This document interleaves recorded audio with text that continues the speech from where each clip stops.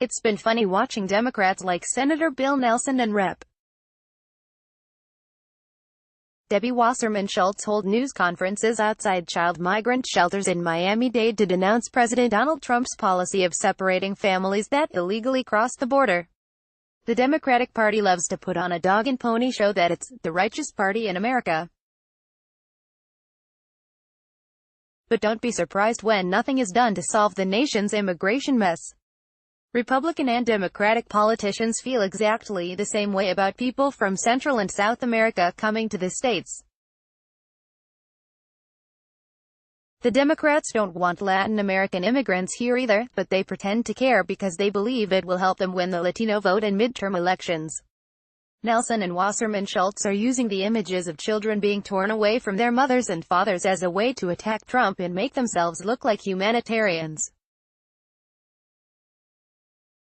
It's all bullshit. Long before Trump was hollering about closing the border along Mexico, Florida was the epicenter of a border war that favored one class of immigrants over another. When he was campaigning against President George W. Bush in 1991, Bill Clinton promised he would end the forced repatriations of thousands of Haitians fleeing a coup against President Jean-Bertrand Aristide. As soon as he took office, Clinton changed his mind and continued the Bush policy of sending Haitians back. Clinton also sent tens of thousands of Haitians to live in a migrant camp at Guantanamo Bay, where roughly 30,000 Cuban refugees were being detained when he temporarily ended the U.S.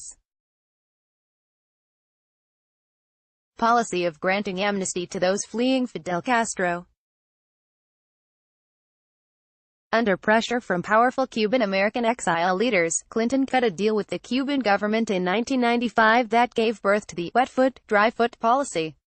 The move allowed 21,000 Cuban refugees at Guantanamo to be admitted into the United States. And for more than 2 decades, this country then allowed an average of 20,000 Cuban refugees per year to enter if they reached U.S. soil. That policy came to an end in 2016 when Barack Obama canceled it in one of his last acts as president. Meanwhile, Clinton could not give a shit about the Haitians at Guantanamo. In 1993, U.S. Judge Sterling Johnson Jr. ordered the release of 158 Haitian refugees with HIV and ordered the camp closed.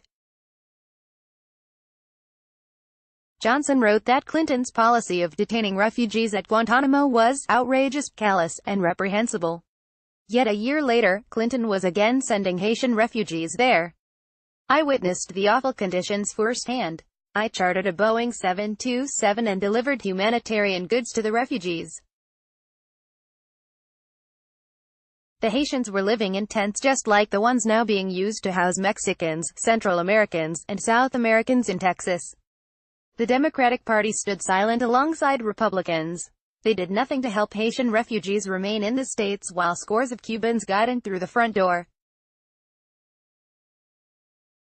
It's along the same lines as Trump calling Haiti a shithole country. The only difference is that Democrats don't have the guts to say so publicly. Follow Luke on Twitter, @UnclelaKRail1.